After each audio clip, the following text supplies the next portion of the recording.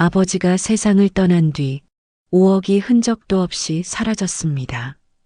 내가 계약서를 들이밀자 어머니는 종이를 갈기갈기 찢으며 단호하게 소리쳤습니다. 그건 내가 알바 아니다. 그 순간 나는 깨달았습니다. 가족 모두가 짜고 무언가를 숨기고 있었다는 것을, 평생 짐작만 했던 집안의 추악한 비밀이 마침내 드러나려 하고 있다는 걸.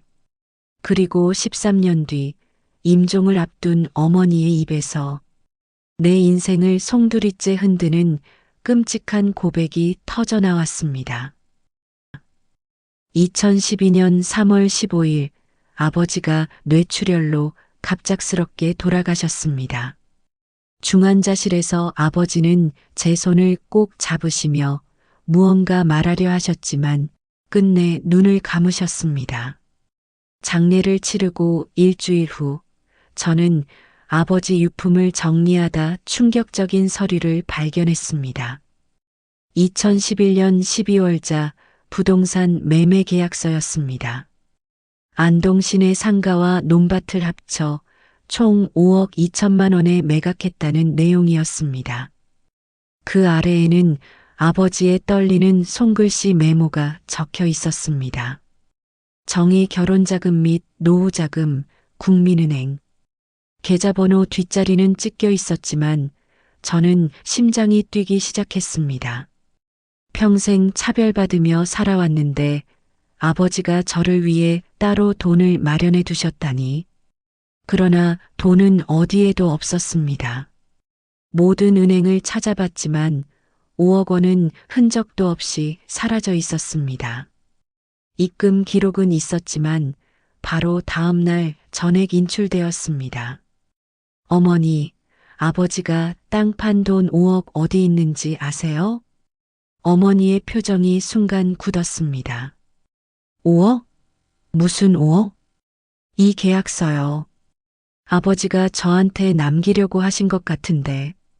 어머니는 계약서를 낚아채듯 가져가더니 갑자기 찢어버렸습니다. 이런 건 보지도 마라. 없는 돈이야. 그 순간 저는 알았습니다. 가족 모두가 무언가를 숨기고 있다는 것을. 제가 평생 짐작만 했던 집안의 비밀이 이제야 드러나려 한다는 것을. 오빠들에게 물어봐도 모두 시큰둥했습니다. 정희야, 아버지가 너한테 5억을? 꿈 깨라. 그럼에도 이상한 점들이 눈에 띄었습니다. 큰오빠가 갑자기 강남에 30평 아파트를 구입했고 작은 오빠의 건설회사가 대형 장비를 들여왔습니다. 그때부터 저는 집요하게 진실을 파헤치기 시작했습니다. 그리고 13년 후 임종을 앞둔 어머니의 입에서 제가 평생 믿어온 가족의 모습을 송두리째 뒤흔드는 끔찍한 고백이 터져 나올 것임을 그때는 상상조차 하지 못했습니다. 저는 결혼에 실패하고 두 아이를 키우며 친정으로 돌아왔습니다. 그 과정에서 어린 시절 기억이 되살아났습니다. 늘 차별을 견뎌야 했던 시간들, 오빠들은 어머니의 보살핌을 받았지만 저는 뒤로 밀리며 참을성과 희생만 요구받았던 기억들입니다. 어머니는 늘 아들은 가문의 기둥이다라고 말했습니다. 딸인 저에게는 참아야 하고 희생해야 한다고 강조했습니다. 그 말은 습관처럼 반복되었고 그때마다 저는 어쩔 수 없이 고개를 숙였습니다. 그럼에도 아버지는 작지만 특별한 순간을 남기셨습니다. 부엌 문틈으로 제 밥그릇에 고기를 하나 더 얹어주거나 학교 준비물을 몰래 챙겨두기도 했습니다.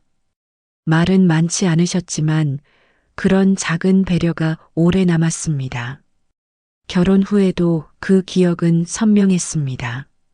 남편과의 갈등, 폭력, 그리고 두 아이를 키우며 친정으로 돌아왔을 때도 어머니는 여전히 저에게만 희생을 요구했습니다. 내가 벌이가 있으니까 매달 50만 원만 보내거라. 엄마, 저도 힘들어요. 애들 학원비도 빠듯합니다. 오빠들은 바빠서 못 보내는데 너라도 해야지. 저는 그때 처음으로 속에서 분노가 끓어올랐습니다. 하지만 아버지가 제 곁에 계셨다면 어땠을까요? 그는 여전히 말이 적었고 집안의 중심에는 서지 못했습니다. 그의 존재는 늘 조용히 그러나 제 마음 한켠을 지켜주는 정도였습니다. 그렇기에 저는 어머니의 강압과 차별 앞에서 홀로 버티며 살아야 했습니다. 그러나 아버지의 작은 관심과 사랑은 제게 살아갈 힘과 용기를 주었습니다. 그 기억 속에서 저는 결심했습니다. 앞으로 어떤 상황에서도 제 아이들과 제 자신을 누구에게도 빼앗기지 않겠다고. 그리고 그 결심은 20년 후 아버지가 남긴 5억과 어머니의 고백을 마주하며 다시 시험대에 오르게 됩니다. 아버지가 돌아가신 후 6개월이 지났습니다. 저는 여전히 5억의 행방을 찾고 있었습니다. 어느 날 아버지 서재 책꽂이 뒤편에서 낡은 수첩을 발견했습니다. 아버지의 비밀 가계부였습니다. 2011년 12월 15일 부동산 매각 대금 5억 2천만 원 입금. 2011년 10월 16일 진수 사업자금 3억. 2011년 12월 16일 진호 빚 청산 2억. 2011년 12월 17일 정의 결혼자금 2천만 원 별도 통장에 입금. 눈을 의심했습니다. 5억 중 제 몫은 단 2천만 원뿐이었습니다. 그것도 결혼자금이라니 이미 이혼한 지 10년이 넘은 저에게 무슨 의미가 있을까요? 하지만 마지막 줄을 보고 숨이 막혔습니다. 어머니 지시로 정이목 큰아들에게 이체. 어머니가 제 돈까지 큰오빠에게 줘버린 것입니다. 장부를 들고 어머니를 찾아갔습니다. 어머니, 이게 뭐예요? 어머니는 장부를 보시더니 태연하게 말씀하셨습니다. 뭐긴 뭐야. 아들이 급하다고 잠깐 빌려준 거지. 빌려준 거요? 제 돈을요? 딸 돈이 무슨 돈이야. 아버지가 잘못 계산하신 거야. 처음부터 아들 줄 돈이었어. 어머니, 왜? 불만 있어? 넌 이미 이혼했고 결혼자금도 필요 없잖아. 어머니의 뻔뻔함에 저는 분노했습니다. 그럼 제가 10년 동안 보낸 6천만 원은요? 그건 내 도리지. 부모 모시는 게 당연한 거 아니야? 오빠들은 한 푼도 안 보냈잖아요. 아들들은 집안 이어가느라 바빠. 딸이 도와야지.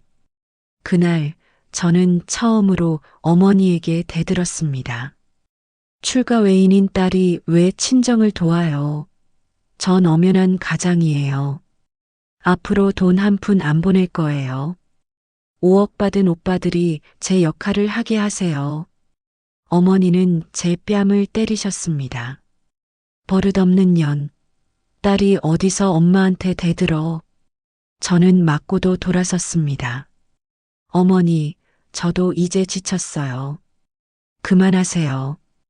그 순간 마음속 깊이 결심했습니다. 가족이 무너진 현실을 받아들이고 이제는 저만의 삶을 살아야 한다고. 3년이 흘렀습니다. 저는 친정과 완전히 연을 끊고 살았습니다. 명절에도 가지 않았고 어머니 생신에도 모른 척 했습니다. 그동안 보내던 돈으로 작은 김밥집을 열었습니다. 새벽부터 밤까지 일했지만 내 가게라는 사실이 좋았습니다.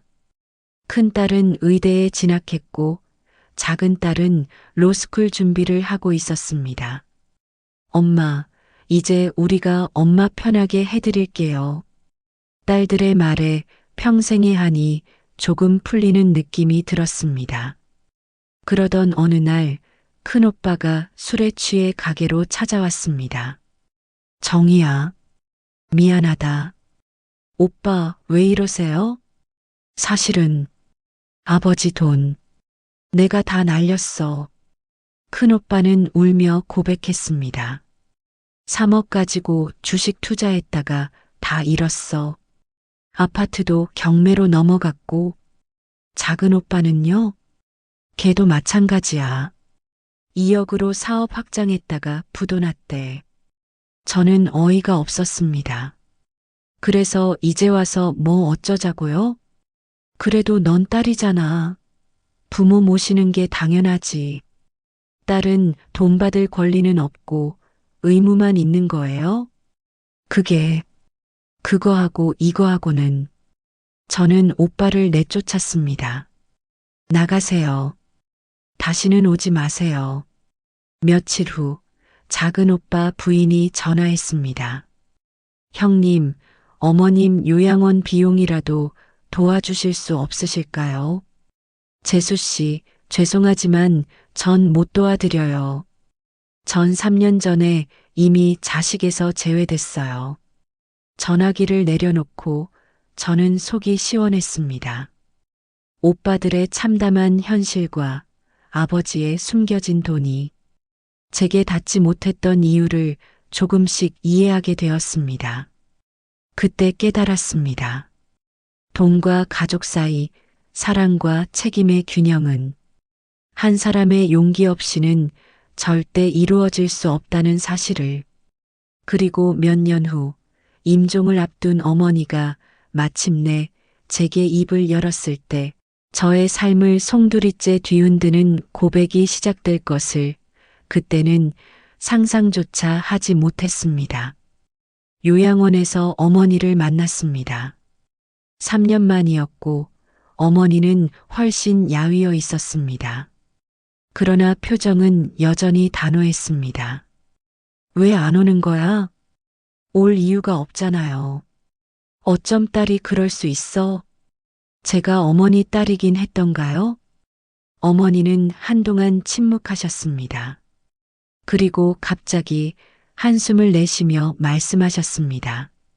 내가 살아온 세상에서는 아들이 있어야 여자가 버틸 수 있었다. 너한테도 강하게 살라고 그래서 더 모질게 굴었다. 하지만 그게 상처가 된 줄은 몰랐다. 그 한마디에 저는 숨을 고르고 어머니를 똑바로 바라보았습니다. 그제야 처음으로 어머니의 눈에 후회의 빛이 스쳤습니다. 어머니, 왜 늘 저만 희생해야 합니까? 제 아이들도 어머니의 손주입니다. 어머니는 고개를 숙였지만 여전히 말이 적었습니다. 그 단순한 표정 속에서 저는 오래 참아온 분노와 슬픔을 동시에 느꼈습니다. 저는 깨달았습니다. 어머니의 단조로운 냉정 뒤에는 복잡하고 인간적인 단면이 숨어 있었다는 것을.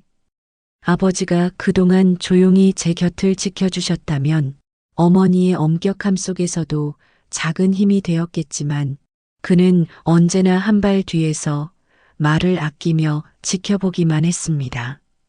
어머니는 오빠들이 실패한 걸 알고 계시죠? 3억, 2억 다 날린 걸 말이에요. 어머니의 눈가에 처음으로 눈물이 맺혔습니다.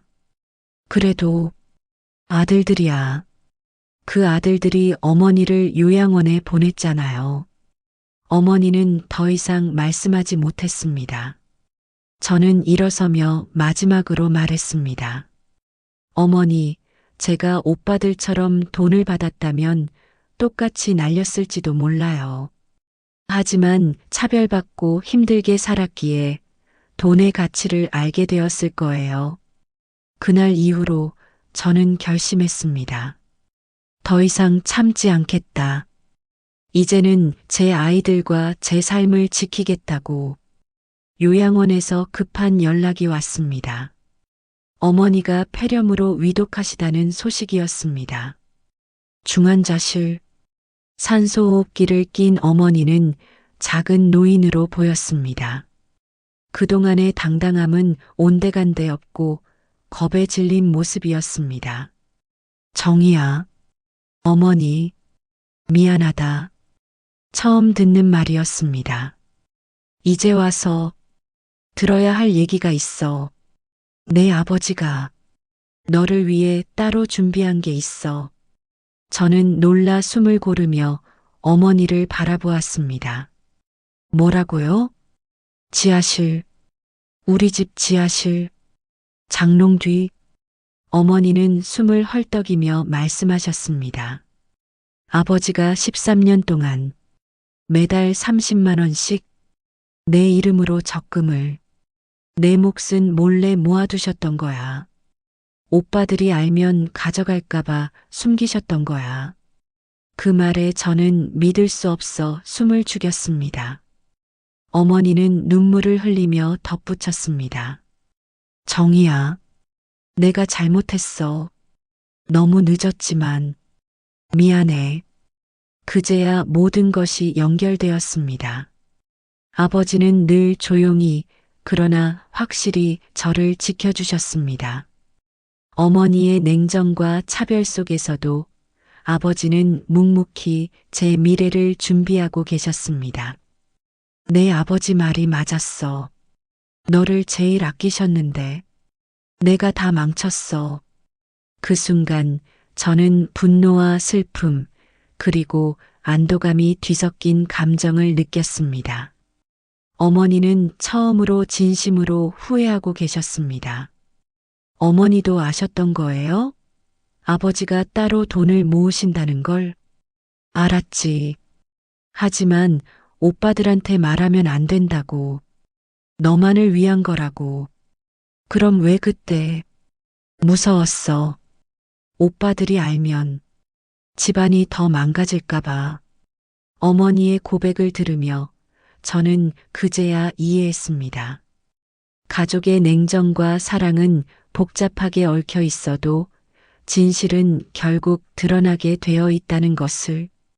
어머니가 돌아가신 다음 날 친정집으로 향했습니다.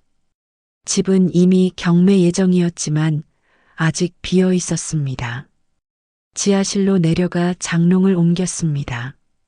벽면에 작은 금고가 박혀 있었습니다. 비밀번호는 제 생일이었습니다. 금고 안에는 통장 하나와 편지가 들어 있었습니다. 통장을 열어보니 잔액이 찍혀 있었습니다. 3억 2천만 원. 13년 동안 매달 30만 원씩 돈이 생길 때마다 조금씩 저금을 해두신 것이었습니다. 편지를 펼치자 아버지의 글씨가 보였습니다. 사랑하는 딸 정희에게 내가 이 편지를 읽을 때쯤이면 아빠는 곁에 없겠지. 너를 처음 안았던 날 난 우주를 다 껴안은 듯 했지.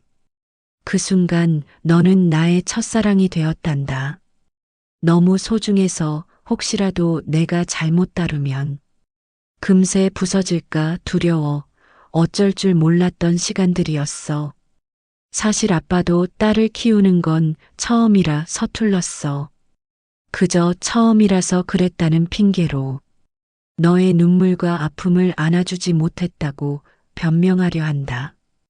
아빠의 모든 서툼 속에도 늘 너를 향한 사랑이 있었다는 걸 알아주었으면 해. 너의 웃음 하나에 세상을 다 가진 듯 했고 너의 슬픔 하나에 세상이 무너지는 것 같았단다. 미안하다. 살아생전 차별과 미움 속에서 너를 지켜주지 못해 미안한 마음뿐이구나. 하지만 한 가지는 확실히 알아주었으면 한다. 너는 언제나 아빠의 자랑이고 아빠의 위로이며 아빠의 가장 큰 선물이라는 사실을. 엄마 몰래 내 몫은 따로 준비해 두었다. 이 돈으로 내 인생을 살 거라. 더 이상 가족에게 얽매이지 말고. 겁쟁이 아빠는 그때의 엄마를 설득할 용기가 없었다. 이 돈이 속죄가 될 순 없겠지만 내 인생 이막에 도움이 되길 바란다. 사랑한다는 말이 부족할 만큼 사랑한다. 내 딸 정이야. 못난 아빠가 그 자리에서 주저앉아 한참을 울었습니다. 아버지는 처음부터 끝까지 저를 생각하고 계셨습니다. 그 모든 시간 동안 조용히 그러나 확실하게 제 미래를 준비해 두셨던 것입니다. 그 순간 저는 결심했습니다. 이제야 제가 살아온 삶의 의미를 완전히 이해했습니다. 아버지의 사랑과 속죄가 남긴 마지막 선물로 저는 제 삶을 다시 시작할 수 있다는 것을. 지금 저는 65살입니다. 아버지가 남겨주신 돈으로 저는 큰 카페를 열었습니다. 정인의 쉼터라는 이름입니다. 시니어들이 일할 수 있는 특별한 공간입니다. 63 이상 어르신들만 직원으로 채용합니다. 은퇴 후 일자리를 찾는 분들, 노후에도 사회활동을 하고 싶은 분들을 위한 공간입니다.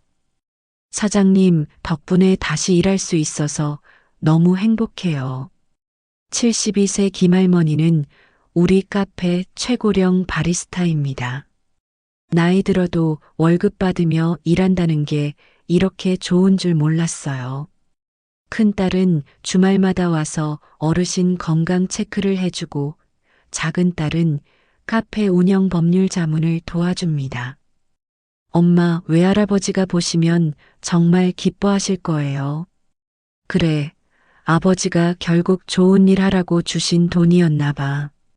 동네 아주머니를 통해 간간히 오빠들 소식을 듣습니다. 큰 오빠는 작은 아파트에서 경비원으로 일하고 작은 오빠는 일용직을 전전하며 살아갑니다.